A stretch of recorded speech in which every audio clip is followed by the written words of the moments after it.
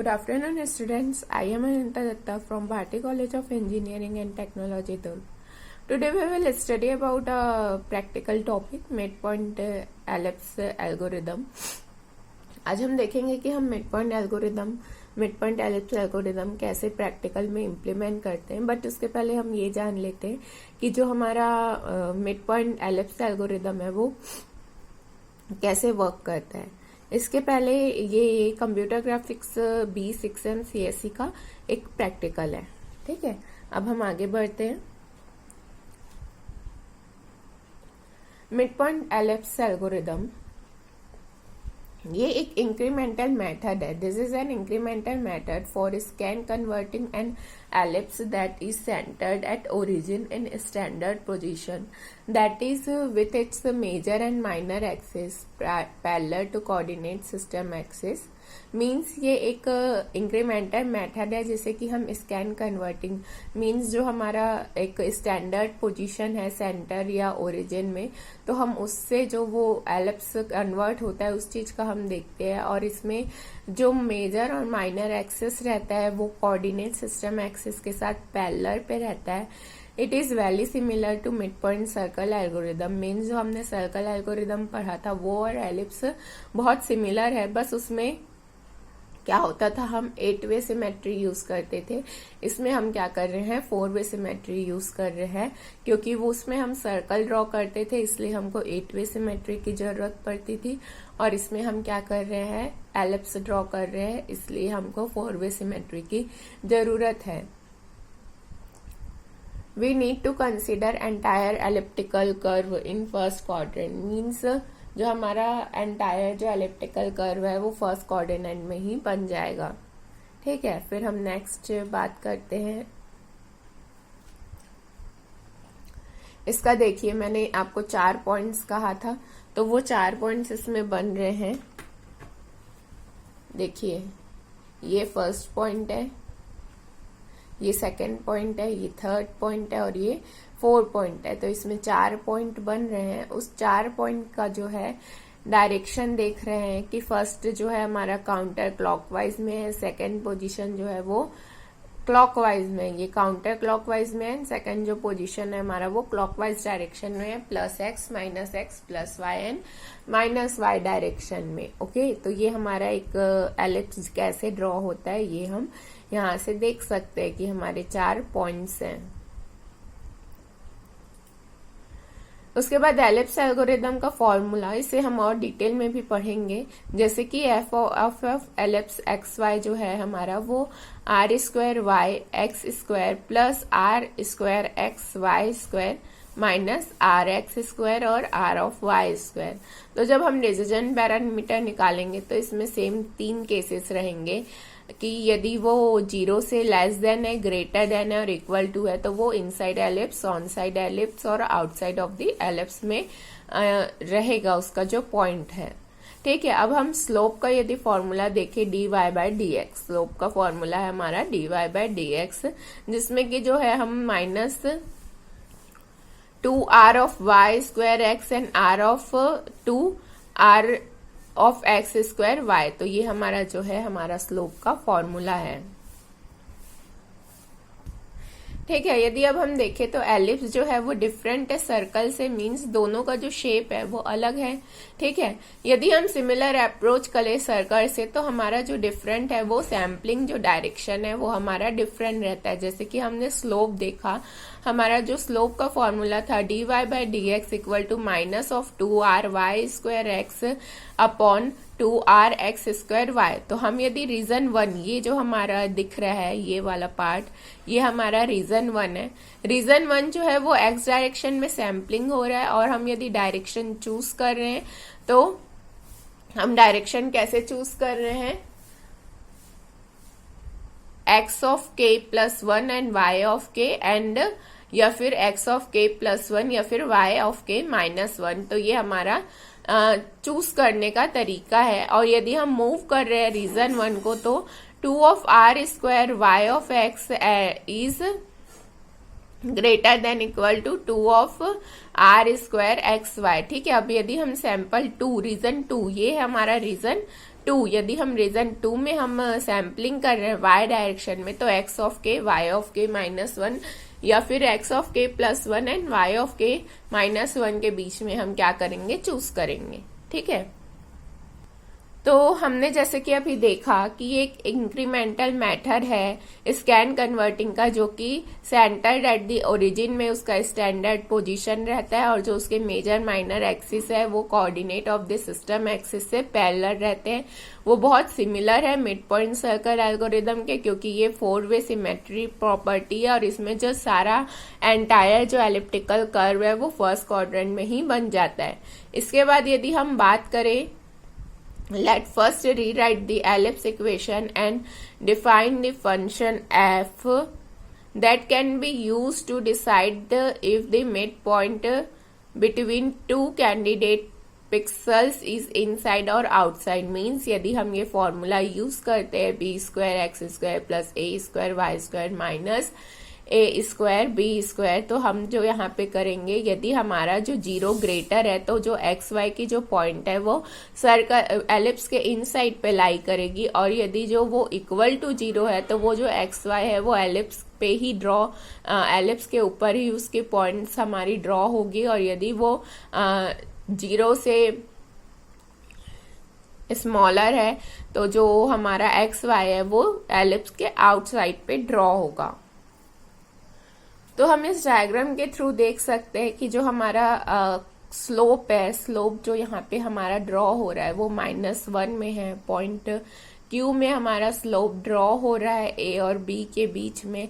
तो जो हमारा स्लोप है ये यहाँ पे हमारा -1 है। जैसे कि now divide the elliptical curve 0 of B to A0 into 2 parts at point Q where the slope of the curve is -1। Means 0B से 0A के बीच में हमको Q को लेते हुए जो हमारा कर्व है उसको 2 पार्ट्स में डिवाइड करना है।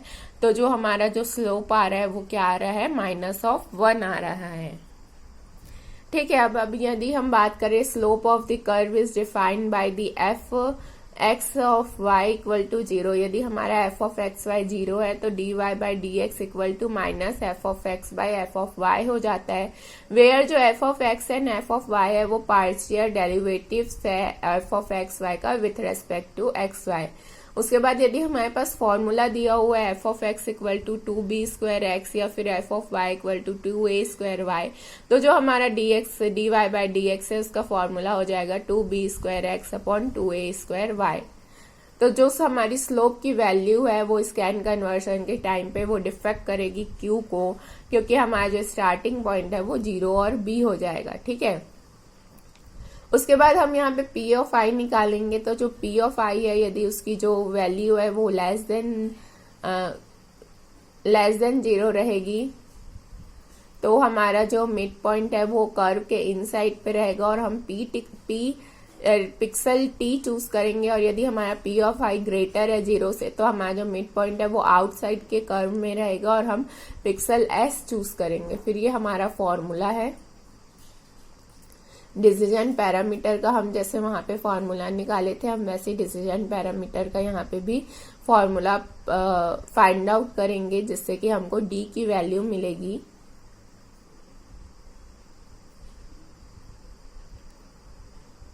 इसके बाद यदि हम एल्गोरिदम में आए, ठीक है, यदि अब हम एल्गोरिदम में आए तो हम एल्गोरिदम कैसे वर्क करता है हम इसे देखते हैं। तो इसमें हम सबसे पहले x की वैल्यू 0 और y की वैल्यू को b से इनिशियलाइज करते हैं, जो हमारे स्टार्टिंग पॉइंट्स रहते हैं। उसके बाद f ऑफ x को 0 और f ऑफ y को 2a² b से इनिशियल करते हैं, हमारे जो पार्शियल डेरिवेटिव्स रहते हैं। उसके बाद हम p की वैल्यू फाइंड आउट करते हैं b² - a² b plus a² upon 4। इसके बाद हम f ऑफ x2 निकालते हैं। फिर हम क्या करते हैं, इफ की वैल्यू चेक करते हैं, p जो है हमारा लेस है कि नहीं 0 से। यदि है तो फिर वो इस पार्ट में जाएगा, यदि ये कंडीशन फॉल्स हो जाती है तो हम इस पार्ट के अंदर जाएंगे, एल्स पार्ट के अंदर जाएंगे और हम उसके बाद जो है पिक्सल सेट करेंगे x और y का, और यहाँ पे जो भी हमारी p की वैल्यू है हम p की वैल्यू को फाइंड आउट करेंगे। उसके बाद जब तक कि हमारा जो है y ग्रेटर देन नहीं हो जाता 0 से, हम ये वाला जो कंडीशन है ये कंडीशन सॉल्व करेंगे। y को हम y को हम यहाँ पे डिक्रीमेंट करेंगे और फिर हम इफ कंडीशन हम फिर से चेक करेंगे। इफ की कंडीशन यदि ट्रू है तो हम p की वैल्यू फाइंड आउट करेंगे, नहीं तो फिर हम x की वैल्यू को इंक्रीमेंट करते हुए p की ये फॉर्मूला से वैल्यू फाइंड आउट करेंगे। उसके बाद हम फिर से पिक्सल सेट करेंगे x और y का। तो हमने देखा कि एल्गोरिदम कैसे सॉल्व होता है और हम इसमें करते क्या है मिड पॉइंट एल्गोरिदम में। अब हम इसका क्या देखेंगे, प्रैक्टिकल इम्प्लीमेंट करके देखते हैं। ठीक है, तो अब हम इसका प्रोग्राम इम्प्लीमेंट करके ये चेक करेंगे कि जो इसका प्रोग्राम है वो कैसे वर्क करता है। ठीक है, तो सबसे पहले यदि हम देखें हैश इंक्लूड का हम कुछ हेडर फाइल्स यहाँ पे लिखते हैं, जैसे कि stdio.h, conio.h, graphics.h और dos.h। ये सारी हमारी हेडर फाइल्स रहते हैं जिनके अंदर के हम फंक्शंस को नीचे कॉल करके डायरेक्ट हम प्रोग्राम सॉल्व कर लेते हैं। ठीक है, अब यहाँ पे हम नीचे देख सकते हैं, यहाँ पे हमारा इंट मेन है। इंट मेन माने इंट है माने कोई वैल्यू रिटर्न करता है, वॉइड है तो वॉइड कोई वैल्यू रिटर्न नहीं करता है। बट यदि हमने यहाँ पे इंट लिखा है माने इंट जो है वो कोई वैल्यू हमको रिटर्न करता है। मेन फंक्शन है, मेन फंक्शन के बाद हम यहाँ पे क्या कर रहे हैं, ऑटो डिटेक्शन के लिए रिक्वेस्ट कर रहे हैं, जिसके लिए कि हम ड्राइवर यूज कर रहे हैं और वो हमारे क्या है डिटेक्ट लगाएगा। उसके बाद हम यहाँ पे लॉन्ग की वैल्यू फाइंड कर रहे हैं। हम यहाँ पे लॉन्ग मीन्स क्या होता है, हम इंटीजर में एक लिमिटेड अमाउंट वैल्यू ले सकते हैं, पर यदि हमको उससे ज्यादा वैल्यू चाहिए तो हम फिर उसे लॉन्ग में डिफाइन करते हैं। तो हमने इसमें एक्स वाई, एक्स का रेडियस, वाई का radius, X Y D P, D of X, G of Y, ये सारे की वैल्यू हमने लॉन्ग में ली है। उसके बाद हम ग्राफिक मोड यहाँ पे इनिशियलाइज करेंगे, जिसमें कि यदि हमारा एरर होता है, यदि यहाँ पे इस प्रोग्राम में एरर आता है तो वो ग्राफिक्स एरर करके शो करके हमारा प्रोग्राम को स्टॉप कर दे। ठीक है, अब यदि हमारा एरर आया तो उस केस में यहाँ पे जाएगा, यदि एरर नहीं आता है तो फिर हमने यहाँ पे रेडियस दिया हुआ है एक्स का और वाई का। ठीक है, हम यहाँ पे प्रोग्राम पे ही रेडियस दे रहे हैं एक्स और वाई का, तो यहाँ पे हमने रेडियस दे दिया। उसके बाद हम क्या करेंगे कि सेंटर का पोजीशन फाइंड करने के लिए हमने यहाँ पे फॉर्मूला लगाया है। जो भी हमारा एलिप्स रहेगा उसके हम सेंटर की वैल्यू फाइंड आउट करेंगे, पोजीशन फाइंड आउट करेंगे सेंटर की, तो उसके लिए हमने यहाँ पे फॉर्मूला लगाया है। उसके बाद हम क्या कर रहे हैं कि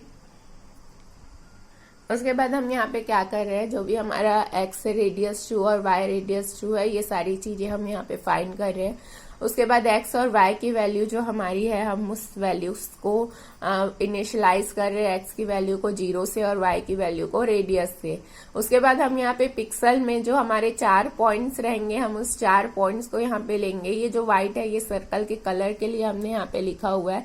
और एक्स की 4 points plus X Y minus X Y plus X minus Y minus X plus Y, ये हमारे 4 यहाँ पे पॉइंट्स है। इसके बाद फिर हम डीपी की वैल्यू जो हमने वहाँ एल्गोरिदम में देखा था वो वैल्यू हमने यहाँ पे जो एल्गोरिदम में फॉर्मूला था वही सारे फॉर्मूले हमने यहाँ पे पुट किया। यदि हमारे यहाँ पे एक्स और वाई की वैल्यू चेक करेंगे, यदि कंडीशन ट्रू रहा तो हम इसके अंदर जाएंगे, वरना फिर हम एल्स पार्ट के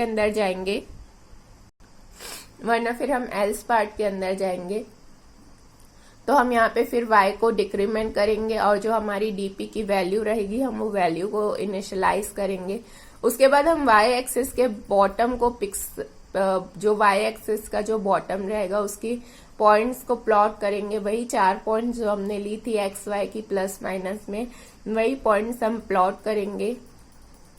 उसके बाद फिर हम y को चेक करेंगे, y की वैल्यू यदि यहाँ पे ये हमारा कंडीशन ट्रू रहा तो हम इसके अंदर जाएंगे, नहीं तो फिर हम इफ एल्स की कंडीशन चेक करेंगे। उसके बाद हम x एक्सिस, अभी हम y एक्सिस को प्लॉट कर रहे थे, उसके बाद हम x एक्सिस को प्लॉट करेंगे। उसके बाद ये गेट ch जो होता है गेट कैरेक्टर है, जो कि हमारे आउटपुट की स्क्रीन को होल्ड करने के काम करता है।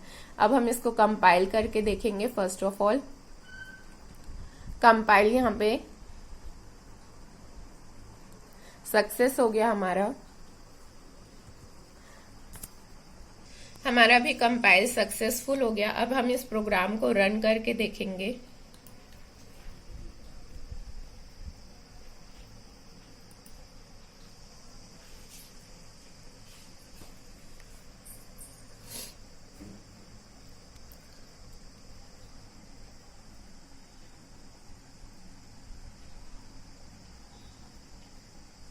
आप देख सकते हैं कि हमारा एलिप्स यहाँ पे ड्रॉ हो गया है।